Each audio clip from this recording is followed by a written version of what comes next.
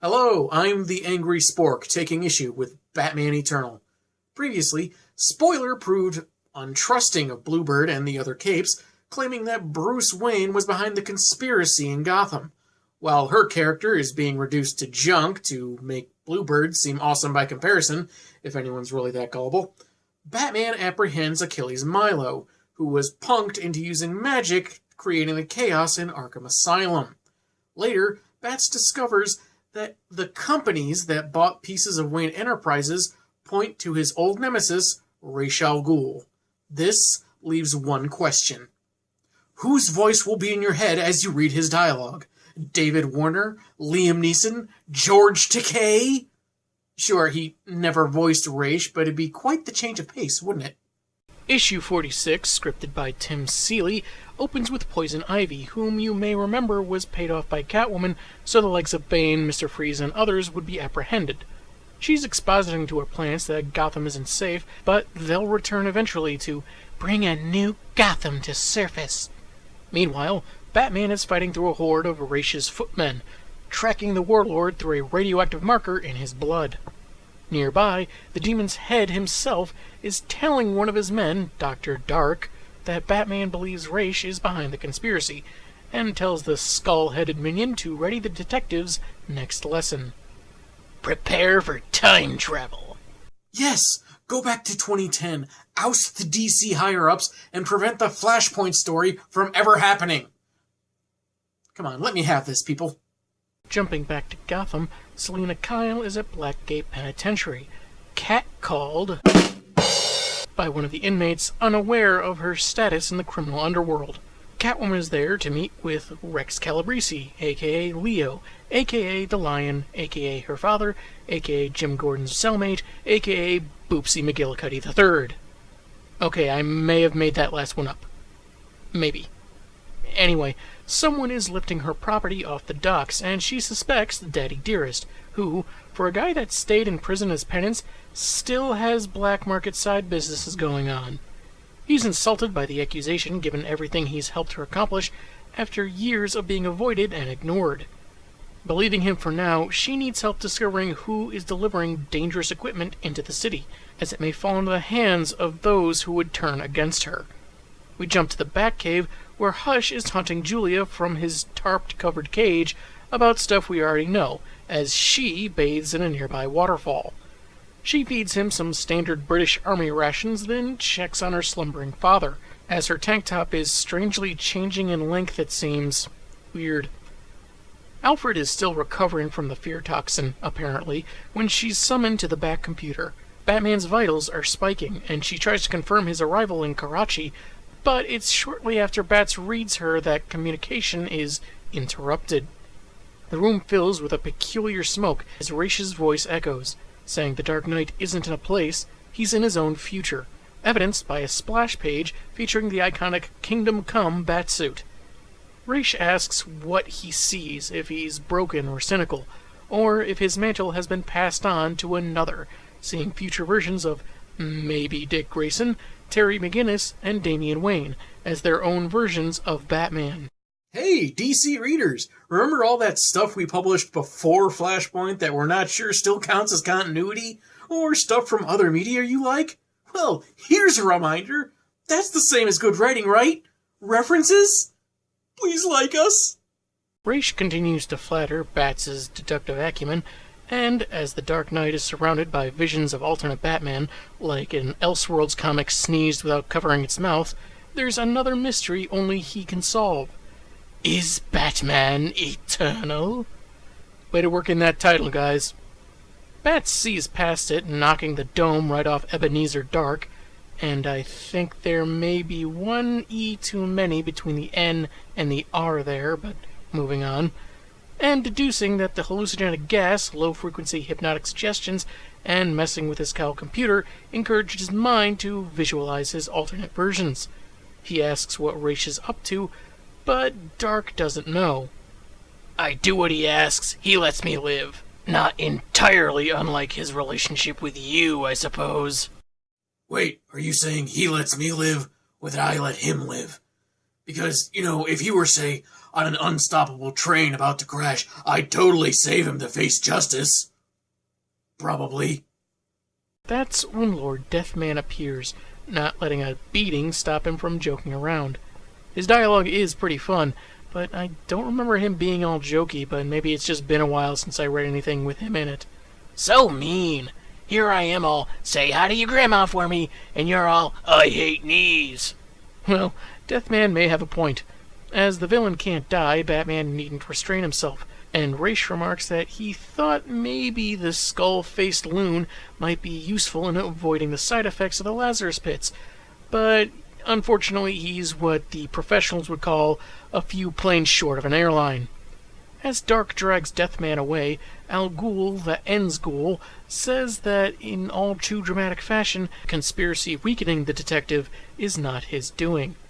Batman enters a room, finding Ra's not looking as spry as he did at the end of issue 45, though he was just sitting down. He says that he needs Batman, as their last encounter nearly killed him, saved only by the knowledge of besting the detective one day.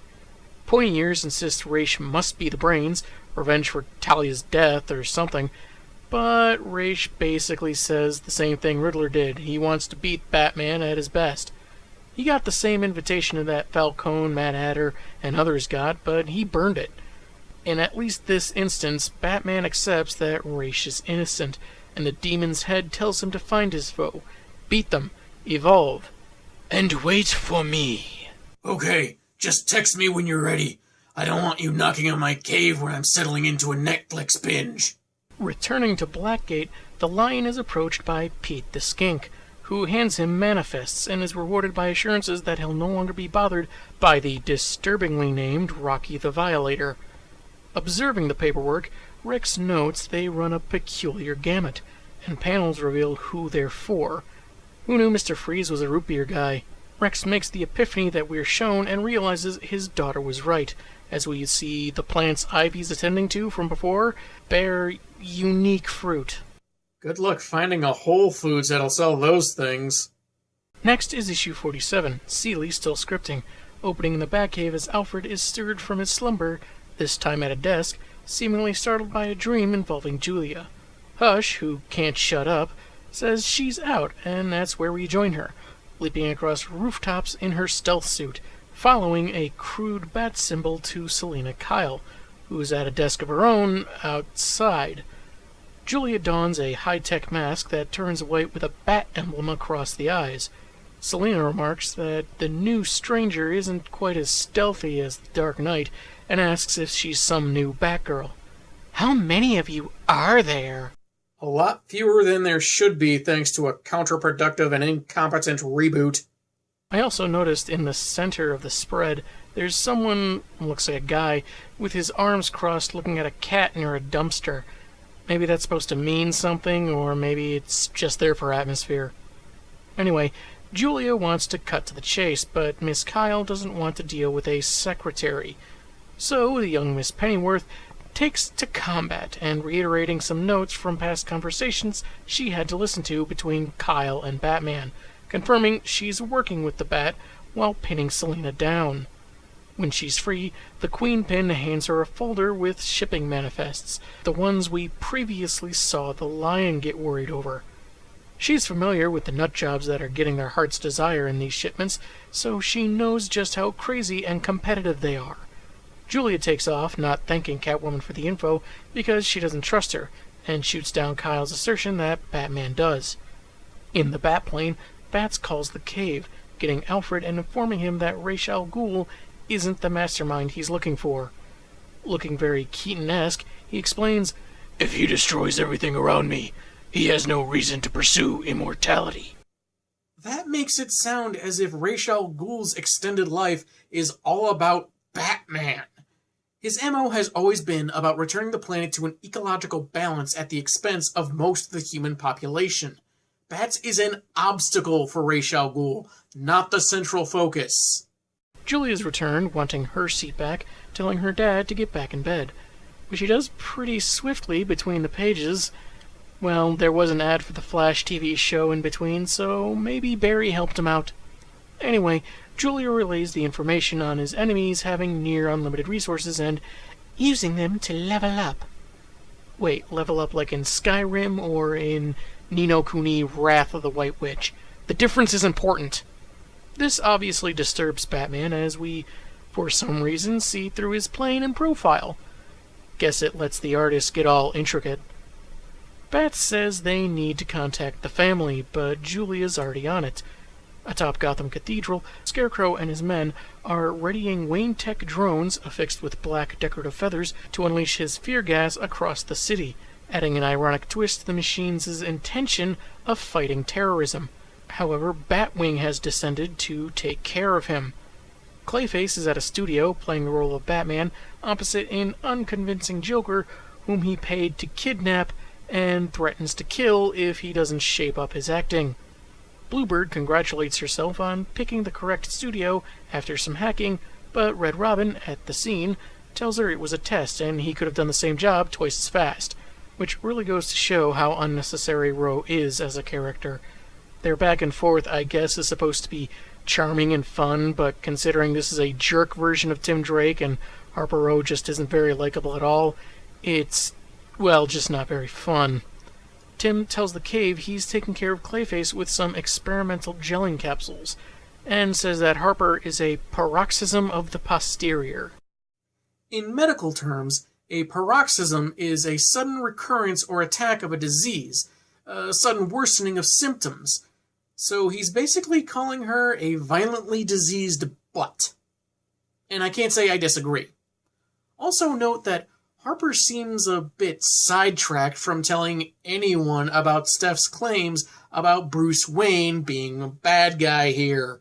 She's smart like that. Speaking of, we go to Bluebird's location, where she's found the 1950s decor-related shipments were actually related to Mr. Freeze, who has frozen a few people and a puppy for his cryogenically sustained not-wife, Nora. If the term not-wife confuses you, before the reboot, Mr. Freeze was married to someone he loved very much and froze her to find a cure for her disease.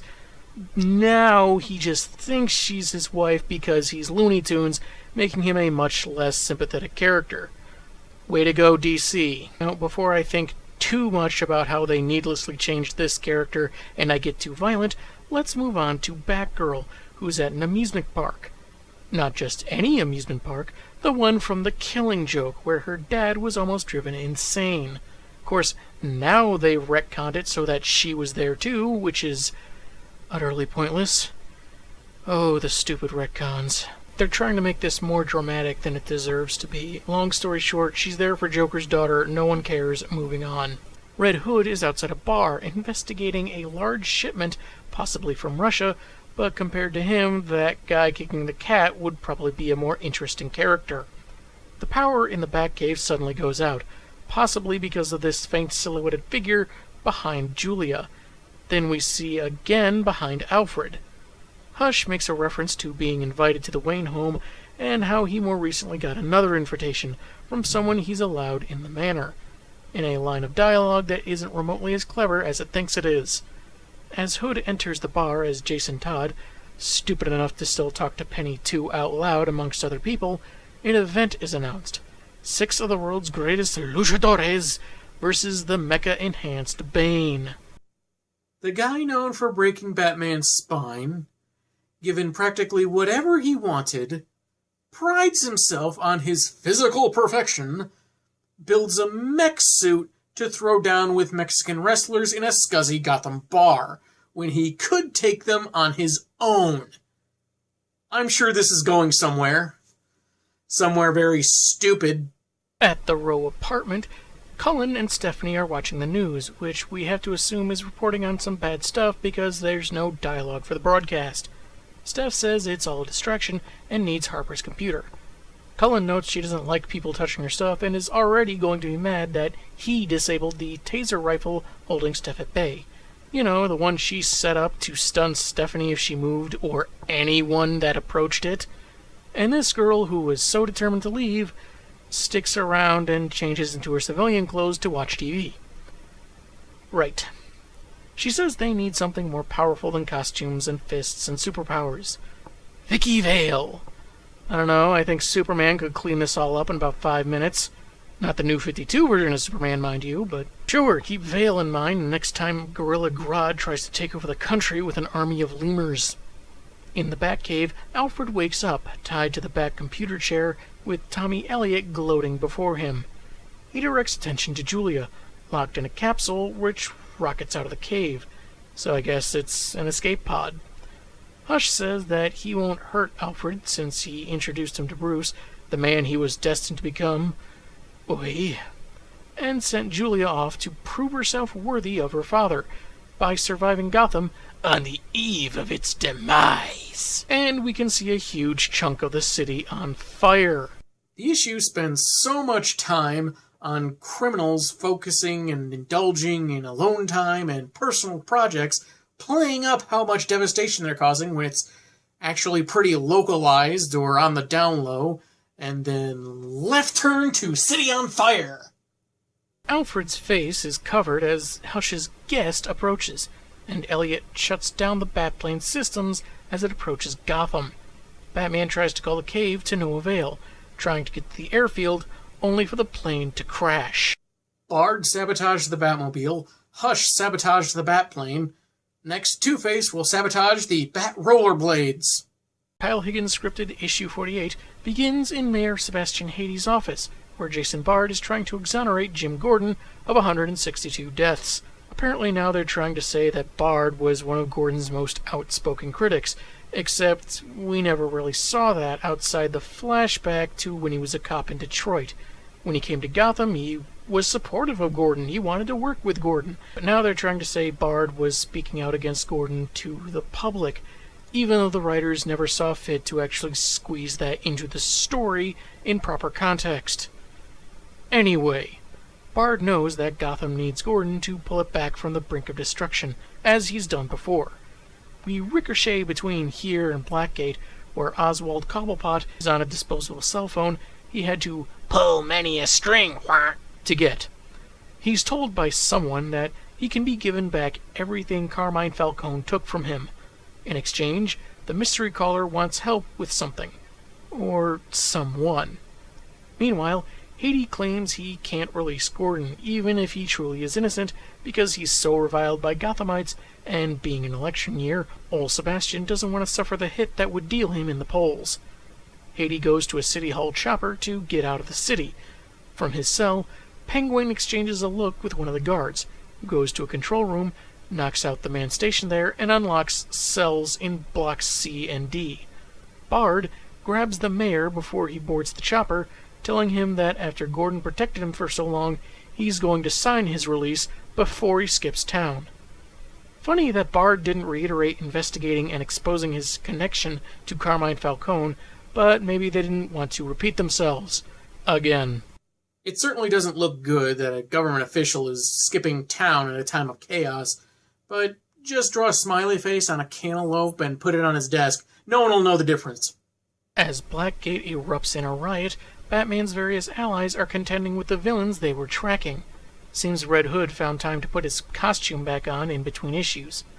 They're all checking in with each other, as Hush has moved Alfred to the glass cage, though blink and you may miss the panel, and Batgirl says that some of the gear being used against them is Wayne-owned, though some are a mystery. They seem to get the upper hand on their enemies when Hush begins messing with their equipment, such as Batwing's air intake leaving him vulnerable to a shot of fear gas, Batgirl's cowl comms, Red Robin's wings, and Bluebird's suit initiating an EMP, which oddly doesn't affect Freeze, and it's not exactly explained why her gear is connected to the cave, while Red Hood's belt self-destructs, leaving him more vulnerable against Mecha Bane, as shown on a splash page. Nobody cared who I was until I put on the mask. You put on a mask, and still nobody cares. Oh, I kill me. Julia makes it ashore, hearing the struggle her recently made allies are facing. Sloppy of Hush to leave her earpiece in. She considers her situation, Hush commandeering the cave, then wonders why no one else ever built a Bat computer, when Epiphany sends her running into the city. Just don't expect help from Radio Shack, that was the first place to go. Batman lumbers away from the wreckage of his crashed plane, a bit scratched up, hops a fence to the airfield, and on another splash page takes one of their planes, leaving a noticeable IOU. And since he's strapped for cash these days, they can expect a long wait.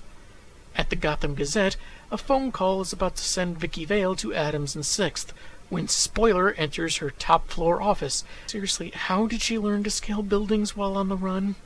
The teenager read Vale's digital files and criticizes her for not publishing everything she has on Bard, making Steph both a hypocrite and a jerk. Way to go, New 52. Vicky says that Bard is only part of the problem and can't bear all the blame despite what he's done. When asked about Signal Man and the Loser Squad, Vale scoffs that with bigger villains tearing up the city, more causing localized commotion in separate areas, who cares about Signal Man? Spoiler says that's the whole point, just as the window is broken open by Cluemaster riding a chopper. He fires a grapnel mine, capturing his daughter's cape, and pulls her out. Afterwards, Vale notices a purple thumb drive on the floor. In the borrowed plane, Batman hears reports of trouble across Gotham, including another riot at Blackgate, just as Bard is equally informed, returning to police headquarters. Something about a riot at Blackgate. Having something to do with Jim. Something bad. Don't tell me, I'll figure this out, I'm a detective. As chaos reigns in the penitentiary, Gordon fights off 2 inmates ganging up on a third. Before those 2 can make their move, they're told to stand down. A final page is the 3rd splash, showing Penguin and 3 goons of ascending bulk ready to deal with the framed and former commissioner. I've got it! It's lasagna night at the prison, and Jim might drop his tray during the riots. Batman, away!